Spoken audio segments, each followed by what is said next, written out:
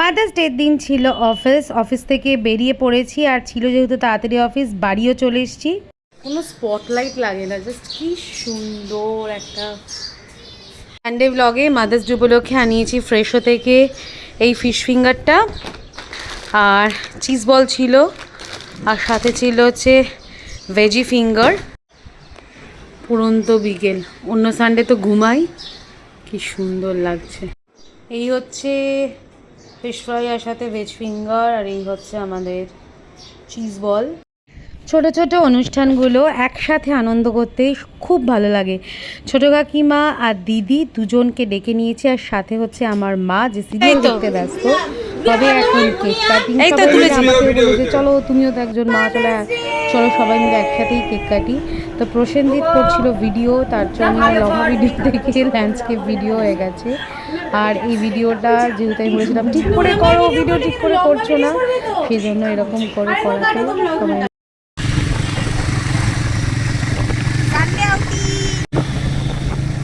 আমাদের সারথি যেদিনকে বলবে আমি বেরোবো না, তো আমাদের সানডে ফুল স্পয়েল হয়ে যায়। এখন বাজে অলমোস্ট রাত্রি 8:30, বড্ড লেট। আজকে সানডে ব্লগ খুবই ছোট। আজকে আসসালামু আলাইকুম দেখিয়ে আমি বলছি এখন সব মুসলিমই হচ্ছে। তুমি মুসলিমদেরকে ভালোবাসো? দেখ লোকটার সাথে দাঁড়ানোর জায়গা পাচ্ছে না, মিষ্টি দেখতে দেয়। ও আমার পার্টিতে দিয়েছিল, তাই এটা হচ্ছে ওর পাওয়ার জায়গার মধ্যে। এই হচ্ছে কোকো ইয়াম, আহিটলার কাছে একটা কোরিয়ান ফুড আর ড্রিঙ্কসের দোকান, যেখান থেকে বোবোর ফেভারিট বোবা টি। কিরে দেখা, এইটা হচ্ছে কুমোরটুলির রাস্তা, আর এইটা হচ্ছে কোকো ইয়াম। ছোট্ট দোকান বাট ভীষণ সুন্দর। এতটা রাত্রে বেরিয়েছি যে আমরা এখন মানে জাস্ট কোথায় যাব কোনো ঠিক নেই। তো প্ল্যান হলো লেটস গো টু সল্টলেক। সল্টলেকের জায়গাটা আমার খুব ভালো লাগে, কারণ একটু নিরিবিলি শান্ত তুলনামূলক, আর রবিবার বলে তো আরও বেশি ফাঁকা ছিল। এই হচ্ছে যেখানে আমরা দুর্গাপুজোর সময় প্রায়শই এসে থাকি।